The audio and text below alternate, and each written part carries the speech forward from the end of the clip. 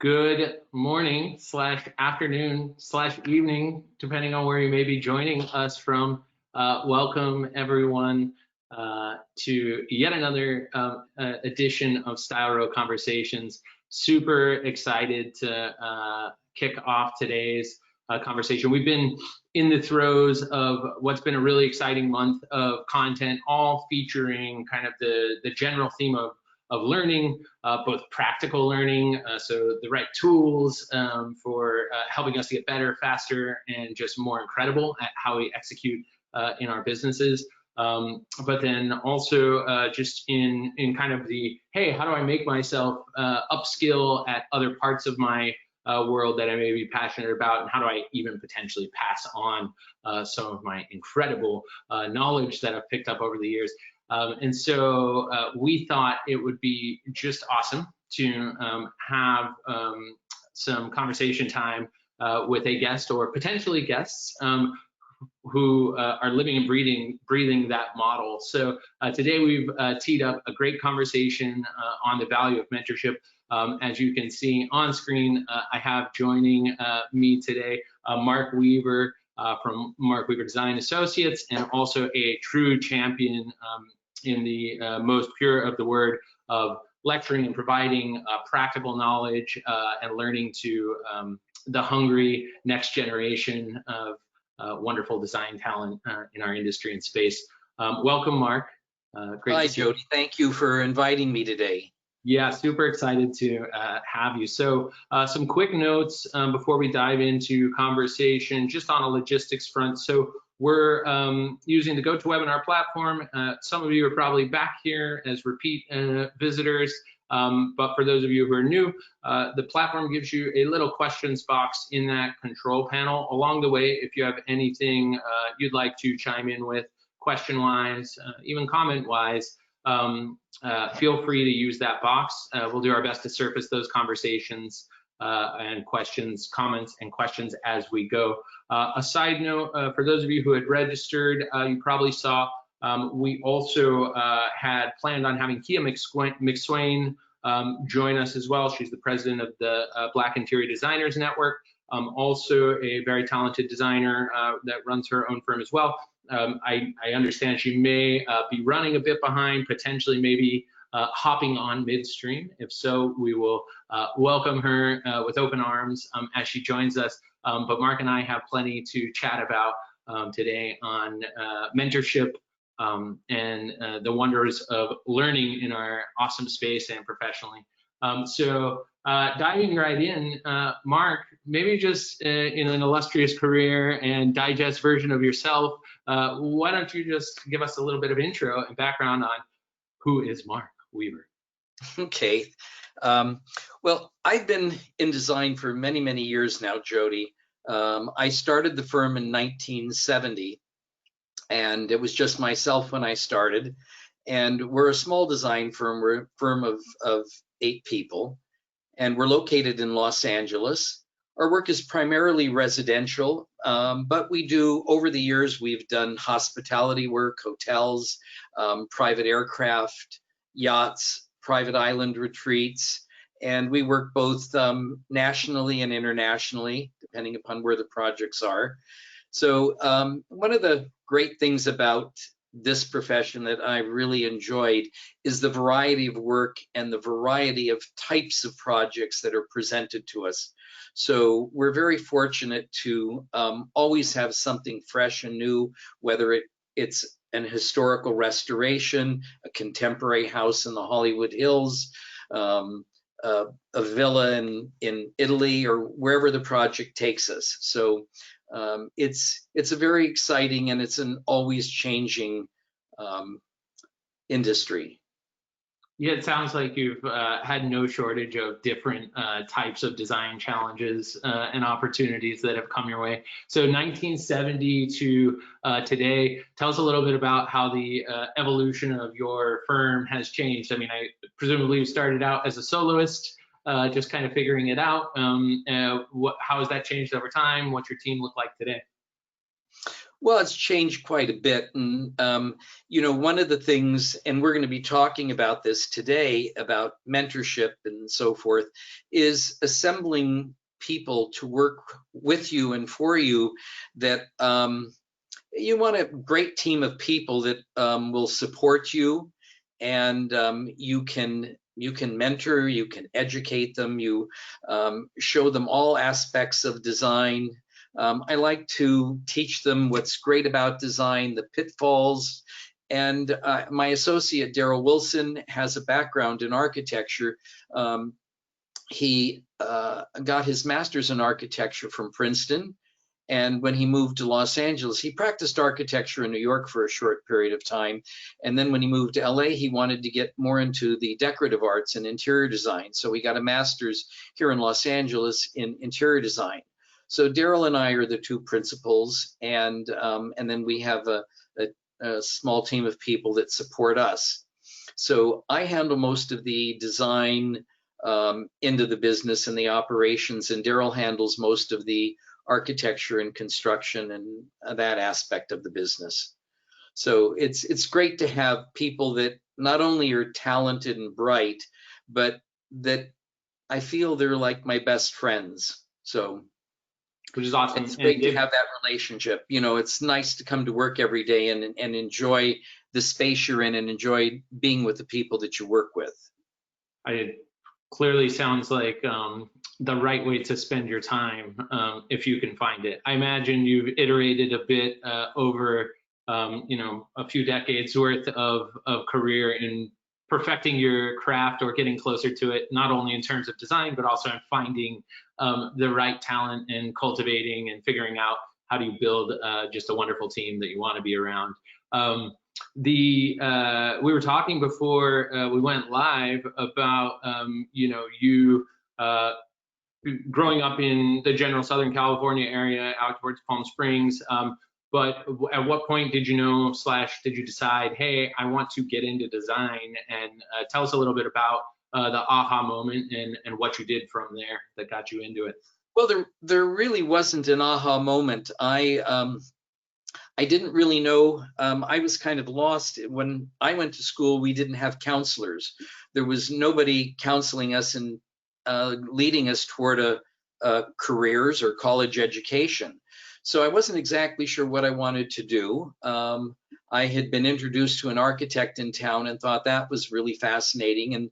And then a woman who I knew growing up with had gone to college in Los Angeles and was studying interior design, and I thought that was fascinating. So I applied to the college for design and moved to Los Angeles and found something that I was really in love with and passionate about. So I just kind of stumbled on it by accident, but it was great. And my last year in college, I got a job with the top designer in LA at that time. And I worked with him for a year. And then shortly after that, I started my own business. And it took quite a few years and making a lot of mistakes, being young and not so smart, till I nurtured and got the business going and started building a clientele. And the interesting thing, the first two clients that I started with are still clients and friends, dear friends with me today. That's really awesome. And so they've been just repeat clients from the time you took that scary leap to be like, hey, I think I can do this on my own. And were they Yes. They were your first couple of clients? Yes. So about 70% of our work, 70 to 75% of our work are existing clients that are we just continually work for them over and over. That's incredible. Coming from a predominantly software background in my world, prior to entering the interior design space, the thought of having customers for upwards of 30, 40 years worth of business time seems just so incredible. And to be able to deliver a product and value and build a relationship over that amount of time with customers is a totally unique thing and pretty impressive to have accomplished. I think probably says a lot about how you go about your work.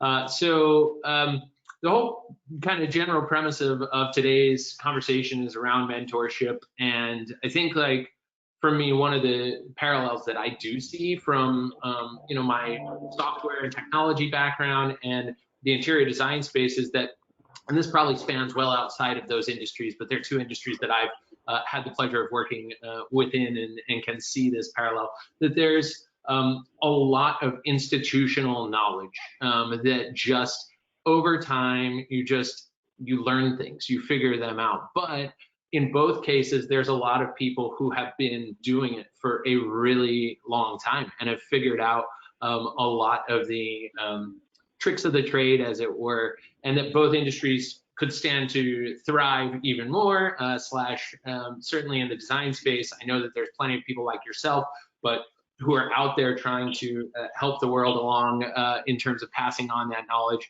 But it's critical, right? This knowledge sharing and mentorship. So I guess I kind of wanted to start by talking about your personal experience and professional experience as a learner.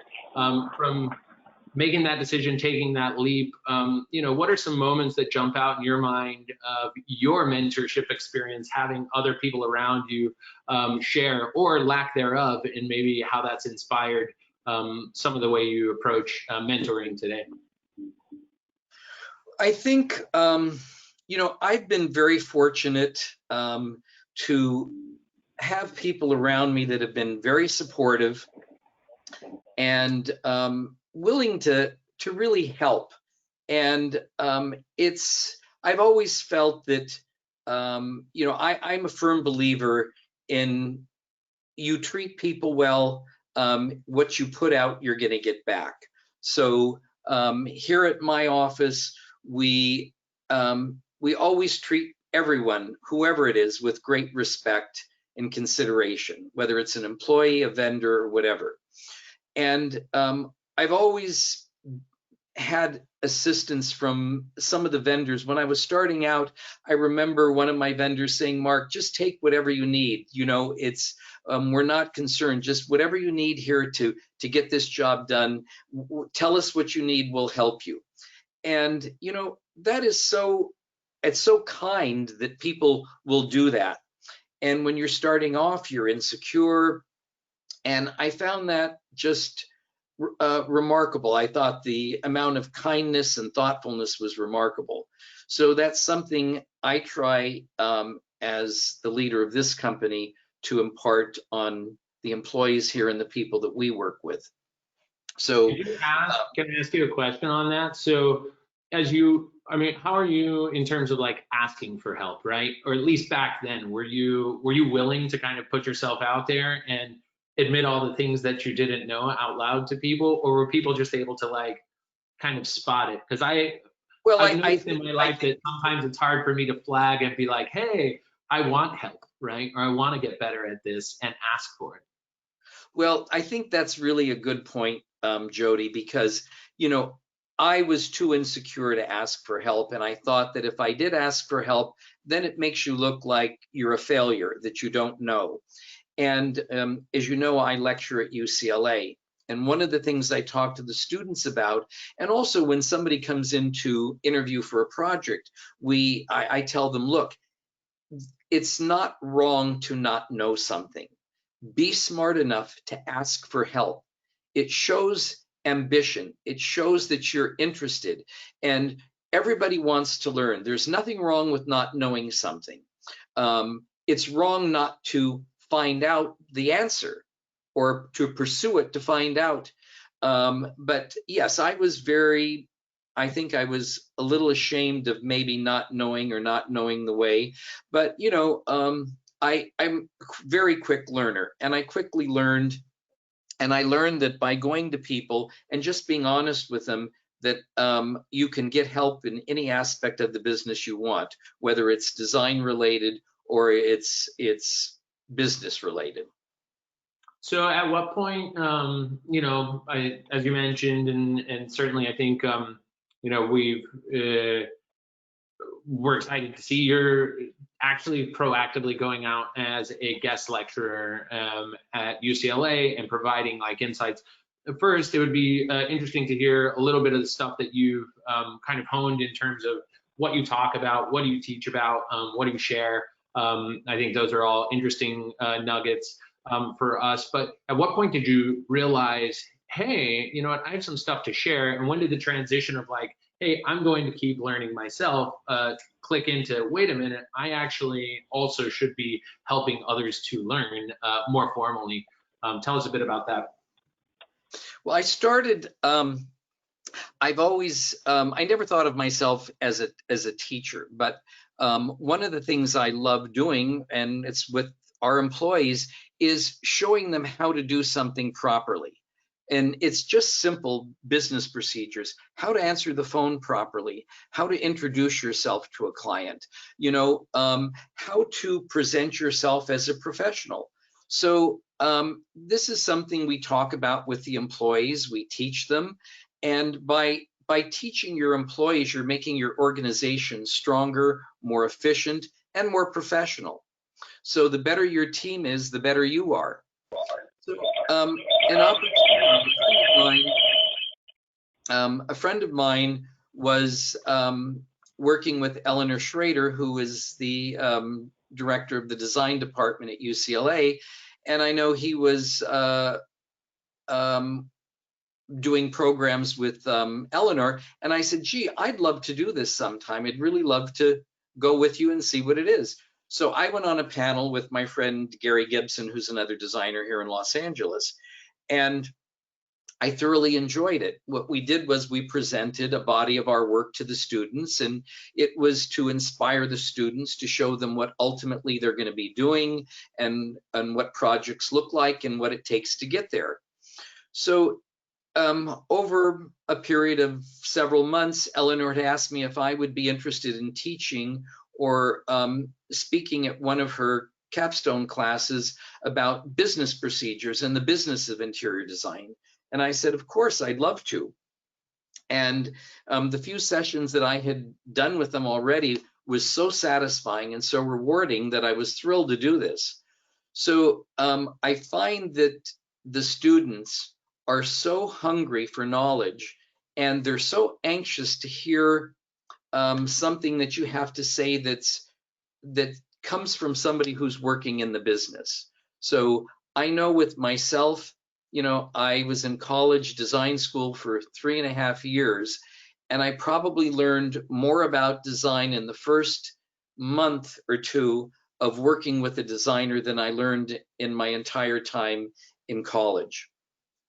So real, and I'm not saying that an education is not important. Please, I hope that's not misinterpreted. It is important, and especially today where the design industry is so much more sophisticated and advanced than it was when I went to college. So people that come out of college and design schools today are so better prepared and educated about handicap codes, lighting, engineering, all the different aspects of design. So, and those elements weren't around when I was in college. But I got sidetracked a little bit. You know, okay. these are all different aspects of what makes a designer great. So I find that I like to talk to the students about real life applications, things that they're going to be experiencing when they get out of school and they get their first job. And it starts by getting your first job. And it's probably the most frequently asked question I have. Mark, if I'm going out for an interview, how do I approach this? What is the best way for me to present myself? And I start talking to them about, you know, you're a professional, you're in the design industry, and the first thing, people are going to make a value judgment on you the moment you walk through the door. And so the way you present yourself, the way you carry yourself as a professional, the way you dress, your grooming, is a decision has been made instantly by the people who you're going to be speaking with by the minute you walk through the door. So make sure that you've made an effort to look professional, to present yourself, to be confident, and don't be just what we talked about earlier. Don't be afraid of saying, gee, I don't know this. Show some enthusiasm, show interest. There's nothing more that I want to hear when I'm interviewing somebody that says, I really want this job. I'd love to learn from you. I want you to show me everything that you can teach me. I mean, somebody that is that engaged and interested is what an employer wants to hear. So those are, that's one of the elements I talk to the students at UCLA. And then I talk to them also about how to set up a business procedures, pitfalls, and so forth. So it makes tons of sense that is just like a totally necessary curriculum, especially based on what I've seen and kind of the anecdotes that I've heard from, any number of just like very talented designers / business operators who are trying to keep time, right? Time is like a very, very big challenge for everyone, and hiring seems like it's probably a challenge, right? It does seem like there's at least some subset of designers who struggle with high turnover because the people coming in maybe are not as well prepared to jump in and really participate in the business. And so it makes sense to me to be offering this type of practical stuff on that front. Also, probably on the from the other side of it too. And I'm curious to know how much time you spend talking with fellow designers who run their own firms around just how you interview and what do you look for in the type of design talent that you're going to add. I mean, it sounds like you've been fortunate to over time build a team of people who you love to come to work with, who are teachable, who are excited to learn, but who are probably also hungry. How do you think about looking for the right talent from the interviewer side or from the hiring side of things as well? Well, you obviously you start with a resume, and a lot of times it'll be through referrals from people in the industry, whether it's from a furniture showroom, somebody who might know a manager will say, we have somebody who we think would be a terrific fit for your company, and we'd like to refer them to you. Other designers, among myself and several other designers, if they're looking for somebody, we can say we have 3 or 4 people who have applied for a position with us, and we'll send you their resumes. So, we as professionals, we want to support other people in our industry. So we're more than happy to share what we can with our contemporaries. So, but we look for. Rigorous, do you have like a specific? Do you have a specific like interview process, or is it just kind of it sort of evolves and changes over time? Well, I think it's like interviewing a client for a potential client that we're going to be working for.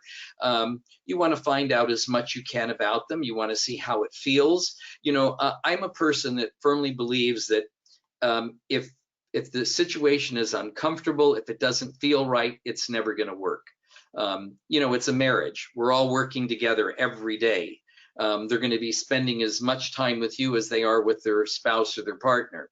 So if something doesn't feel right, it won't work.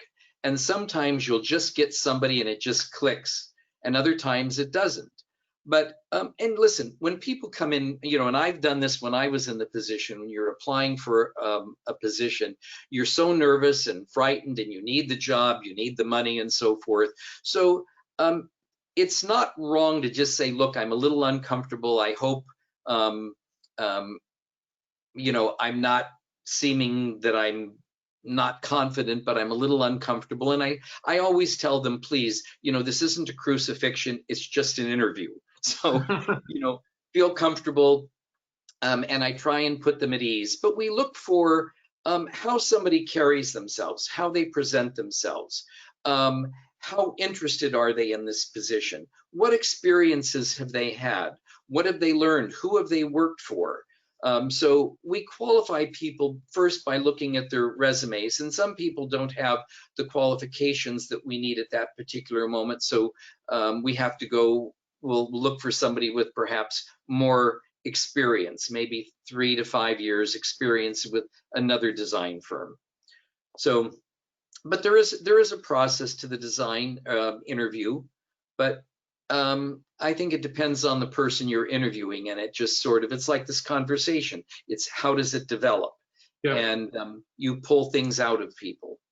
No, for sure. And I think we had not probably intended to talk about like interviewing and hiring, but I actually think it's an interesting topic and something that I'm certain. So with an audience and attendees who maybe some part the, hey, I'm looking and trying to figure out how to find my next great opportunity, and then people who are clearly have the need for great talent. It's an interesting question to get your perspective on. So, but let's dive back into some of the mentorship driven conversation. So I think one of the things, so at UCLA, right, these are students who they have a class and an opportunity, right, to learn something formally. One of the challenges, at least for me personally, I think talking to some others, is kind of the more informal mentorship and finding it. And there's maybe, at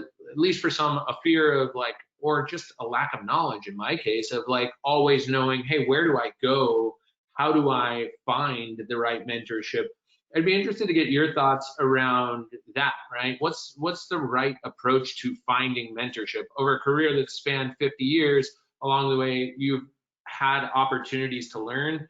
I think in a previous conversation, you had mentioned, which I loved, how much you learn from, the people who you employ, which is really awesome as well. But how do you think about, for everyone else here, like finding mentorship, right? If you're not enrolled in school, how do you go about it? Like, what are the things that people could be doing to find that channel of learning that they love? Well, if you're in school, I always tell the students, one of the things I think that's the most important thing that you can do to getting your self started in the career is to see if you can get a position in the industry, in the design industry, in any aspect of it, whether it's being a gopher. Listen, when I started off, my first job was working in a fabric showroom, and then I went to work for a designer, and I drove the delivery truck and delivered antiques, and I did all the drafting. And that's how I started off. So, you start off at the bottom and you start building up and you learn everything you can. So the most important thing a student can do, or somebody that wants to get started in this industry, is to see if you can get a job somewhere in the industry. It may be working in a fabric showroom, it may be working for a construction firm, just any aspect of the design, construction, architecture related industries. And what that also does, Jody, it exposes you to other people in the industry. So you're working on a daily basis with other people who you're constantly coming into contact with.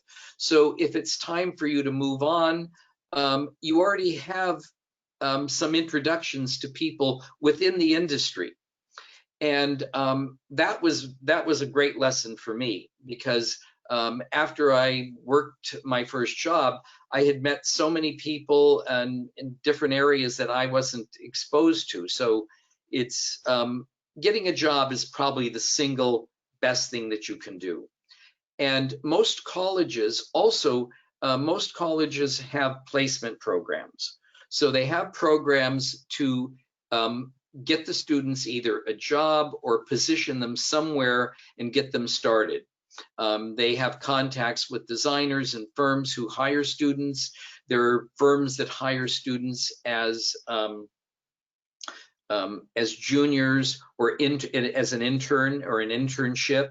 So I'm frequently asked, can I intern with you? I will work for free if I can just work for you. Well, we can't possibly take on the amount of people that want to intern with us. And it takes a tremendous amount of time to teach people all about your projects, your clients, procedures, and so forth. And we don't have time on a daily basis to do this as much as I wished we could. But so there are programs out there from colleges, universities. You can take it upon yourselves to go out in the industry and to introduce yourself to people, tell them you're looking for a position or an internship, and just get yourself exposed. And listen, this is a hard thing to do, to sell yourself, to get out and self-promote yourself. But by doing that, you build up confidence, you build up experience, and you introduce yourself to the profession. So, you know, you're all going to make mistakes when you start off. I did it, everybody does it. So, and there's nothing wrong with making mistakes. We learn from those mistakes. They're invaluable. I've learned more from my mistakes than anything else, because they were so costly and so painful that I knew I never wanted to make that mistake again.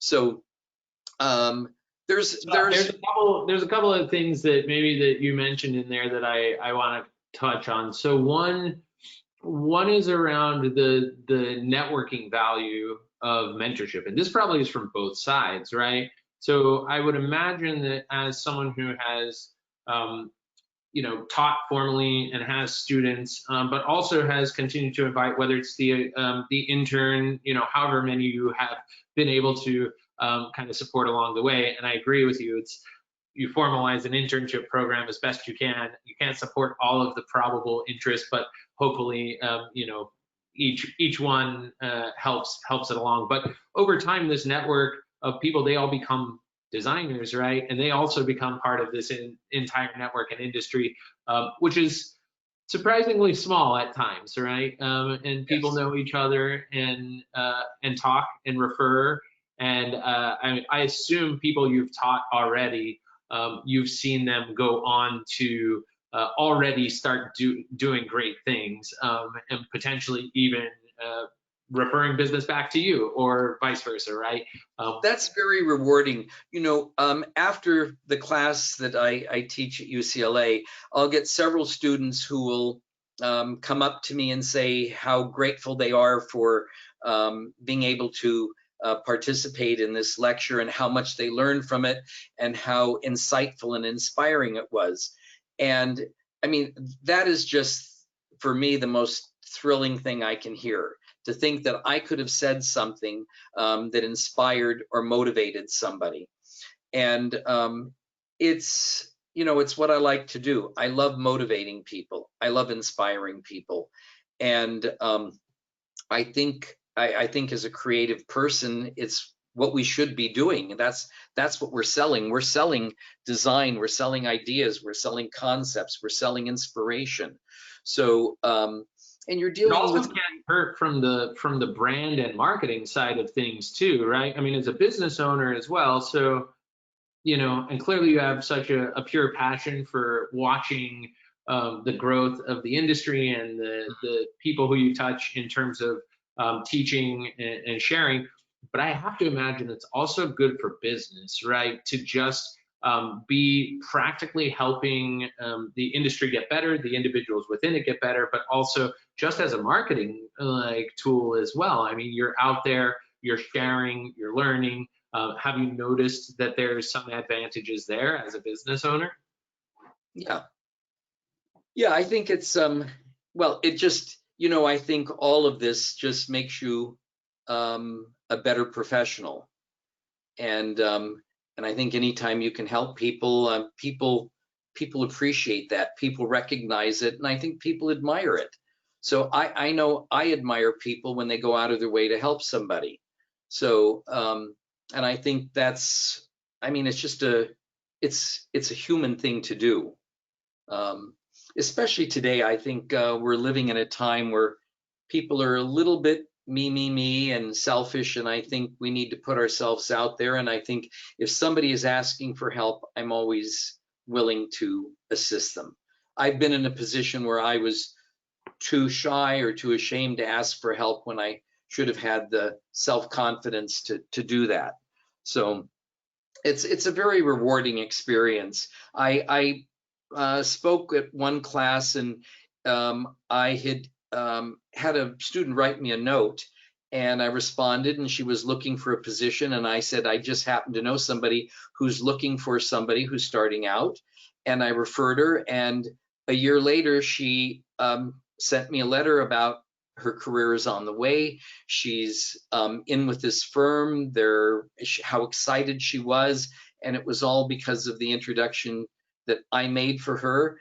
And had she not have put herself out there, this wouldn't have happened. So it's great to hear that kind of thing happen. So cool. So what do you like looking ahead at? So we're in this interesting time, right? Where I think clearly there's an entire generation of digital natives, right? So there's, and I run into this a lot in terms of hiring for my teams. But now there's, the people who are coming out of school, their entire life has been spent in a totally different, you know, digitally connected world than what I experienced in my upbringing and schooling. Clearly I caught the tail end of it as I went through college and have worked in like technology, so have enjoyed that. But now there's a whole different cast of kind of upcoming designer, right? Additionally, also that's on the client side as well, probably, where we're seeing a lot more of that.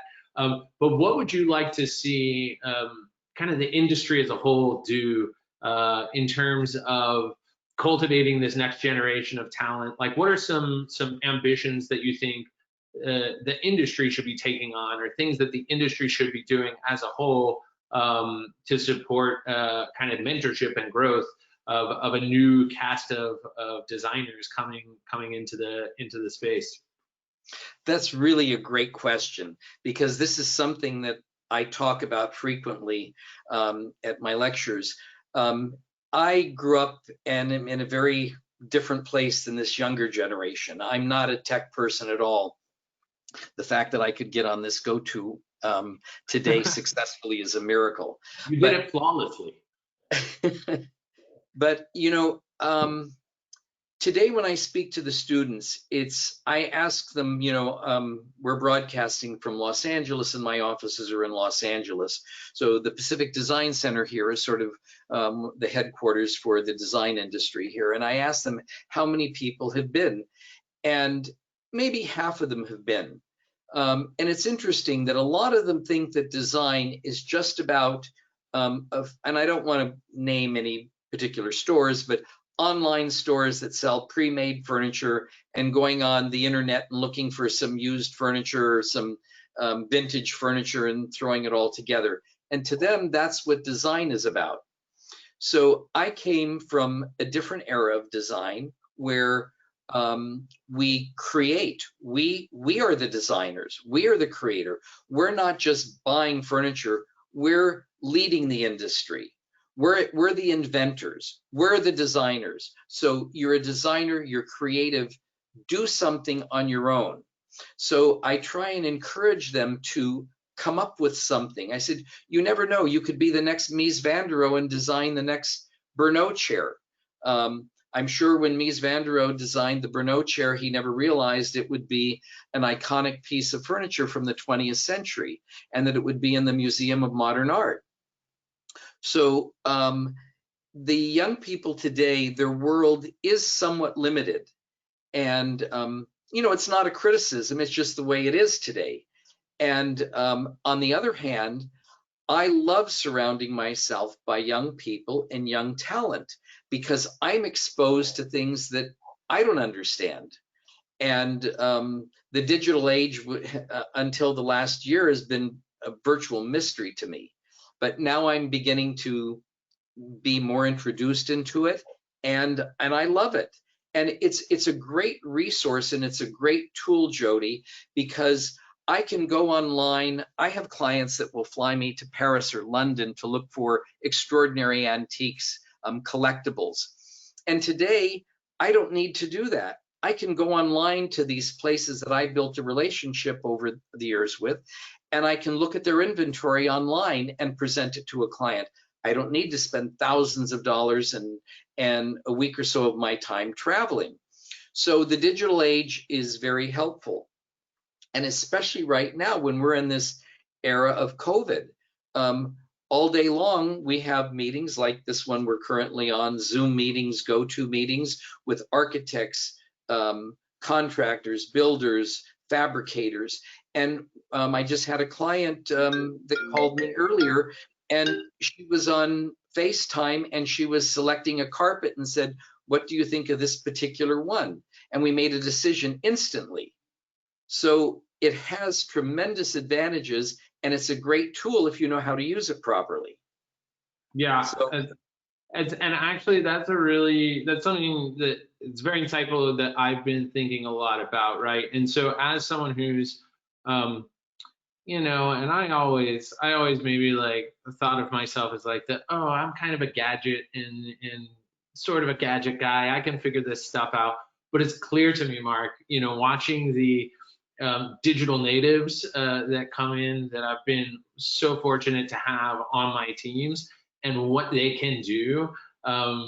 It's just incredible. And so maybe there's this like desire I have as well for like our industry to be like, hey, let's try and make all of the best pieces of what makes the industry special and has historically done that continue to get passed along, but also let's draw from the really incredible efficiencies and kind of technological support that exists out there, where all of this new like kind of class of amazing talent coming in, it's just second nature to them. And the number of times I've had someone come in and show me, something that they're doing it, 10 times faster than me. And the way that I was doing it, it just doesn't make any sense to do. And then you're like, well, wow, especially in an industry that thrives on the general recurring theme of no one has enough time, right? All of a sudden now you have these people coming in being like, oh, Jody, why are you doing that way, stupid? You should be doing this. This is like 10 times faster. So even with new tricks and skills, I think you and I were talking. I would love for you to share with everyone what you're doing on Instagram Live. But I imagine, that's a new trick. So you're ever more still continuing to learn as you teach. But tell us what you've been up to on Instagram Live. Yeah, when this whole COVID thing started, we all had more free time on our hands than any of us wanted. And somebody said to me, why don't you go on and do an Instagram talk about how this situation has changed the way we're working and what you're doing and how you're working from home and setting up home offices. And I said, there's so many programs right now on setting up a home office that it's boring. It's not interesting anymore. So I went on with my friend Gary Gibson, and we just had a chat about design. And we did this on Instagram Live, and it was a lot of fun. We did another one, and then I did another one with an architect that I'm currently working with, Wade Weissman. Pardon the interruption. Was that your first foray into Instagram Live? Oh, yes. Okay. Yes. Yeah. And again, it was, I was a little bit nervous, but it was kind of funny. We were just kind of goofing off. Well, I got a tremendous response from these talks. So now we have a program that we do every other Friday at 10 a.m. on Instagram TV, and it's called Designers at Home with Mark Weaver and Associates. And what I do is, it's very much like, I relate this to what we're talking about, mentoring. I talk to some of the leading people in our design industry, whether that's interior design related, architecture related. We've spoken with art consultants, fashion people, all aspects of construction, artists, and so forth. And it's bringing and exposing the great talent within our industry to our contemporaries, students, the general public, whoever is going to listen. And it's very, very exciting, and it's turned into a wonderful program. And this is something that just developed out of a negative situation. And it's turned out to be a lot of, not just a lot of fun, but very rewarding as well. So we have some great people in the industry. We're going to be talking to Jim Magny, who's an interior designer in Los Angeles, whose work I just so greatly admire. Yeah, we love Jim. We have someone upcoming in the next few months. We're going to be talking to somebody in London about stage and design for operas. So it's all design related. But I think whenever there's a situation, and goes back to the mentoring subject, whenever you're in a situation and there's a negative situation, you've got to figure out how to get yourself out of it. What are we going to do now to keep our business viable? What do we do to keep going? And the internet and the website is a great way for young people to get themselves out there. I remember several months ago, I was talking to somebody and they were saying that this young lady hadn't really been in design very long, but she did in her apartment, she put together a vignette, she memoed a bunch of furniture and put together the room so it looked good. And somebody from was on the internet, saw this and hired her to do a job, and then flew her to Hong Kong to do his home in Hong Kong, and is now doing 3 houses worldwide for him. And this is somebody who has very little experience, but somebody found it on the internet. Now, I think that's kind of a fluke, but it happens. So you have the ability today to put yourself out there. And so take advantage of this situation. Do something, be creative, put yourself out there, think about different ways to invent yourself. And, look at the way people are operating, look at what people are doing, and learn from that. That's essential. I know that I'm a learner that learns by observing. So it's hard for me to read something and grasp it. It's easy for me I'm a visual learner. So I look what other people are doing and I learn from that. I studied great designers when I started off in this profession. I was very greatly influenced by Billy Baldwin and Jay Spector, and I studied what they did. I studied their use of color, how they arranged furniture and conversation groups, and how they mixed antiques and contemporary pieces, and so we just have to observe and learn as much as we can. Yeah, and I think for me, that resonates a lot too. The amount of information that is available to us now to go and study, even passively take in the learning from other people's work, is pretty vast. And obviously, the digital tools that exist today are making it easier and easier to discover and understand. Obviously, one of the things we're doing at StyleRow is not only bringing conversations, but also trying to get brands, designers, and their perspectives all in one place for everyone to have access to just more resource for inspiration, for learning, whatever it may be, but hopefully to bring everything together and allow for that sort of behavior to happen. But yeah, I couldn't agree more. I think there's just so much to be gleaned from the previous generations, or the people who are out there doing, or even the people we hire. And I think it's clearly all around us. And the mentorship thread is one where I think maybe it's nice to kind of get as a closing bit here, how we can continue to help, right? So I know in StyleRow's case, we're excited this week we'll be announcing some official internship programming and some various things. I know you've been incredibly open, obviously, with your time. Seems like you're someone who's always willing to lend some insights, but would love to give you a chance for any kind of closing thoughts around mentorship and how people can take any of this discussion and go from here. Well, I'm very flattered that you invited me today, and that because this is a subject that's very near and dear to me. So I think what I'd like to leave with people is I always try, when I end a conversation, leave it with something that's uplifting and motivating. And there's so much talent out there today. There's so many young people that are, and it's not just young people in the industry. I also speak to people who are in their 40s, 50s, and 60s, are looking for a career change and want to get into design.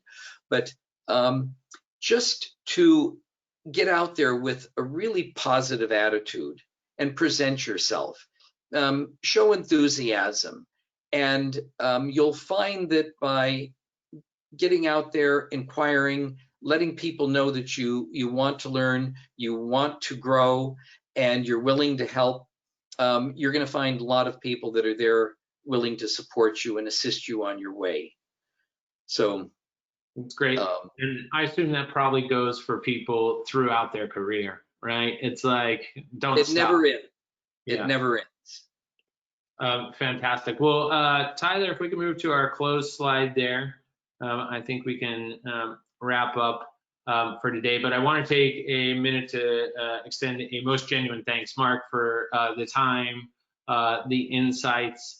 For those of you looking to connect with Mark, here are the immediately readily available places where you can do so. It's been a total delight. I hope we can do this again. And I will look forward to tuning in tomorrow for your Instagram live. It is tomorrow, yes? Or Friday. Yes, Friday. Friday, yes. Great. Awesome. Thank you, cool. Jody. Thank you. And thank you, everyone, for joining us today. We will obviously be, as usual, creating a recording of this and sharing it thusly for you to then share on to your colleagues, peers, teams, friends, mothers, whoever. Yeah, we'll look forward to seeing you again soon. And huge thanks to Tyler, the StyleRow team, Mark, and your team for helping us get everything set up and ready to roll. The engine that runs beneath that makes everything move so seamlessly. So thanks a lot. We'll connect with you all next time. And thanks again, Mark. Thank you very much. Bye-bye. All right, bye-bye.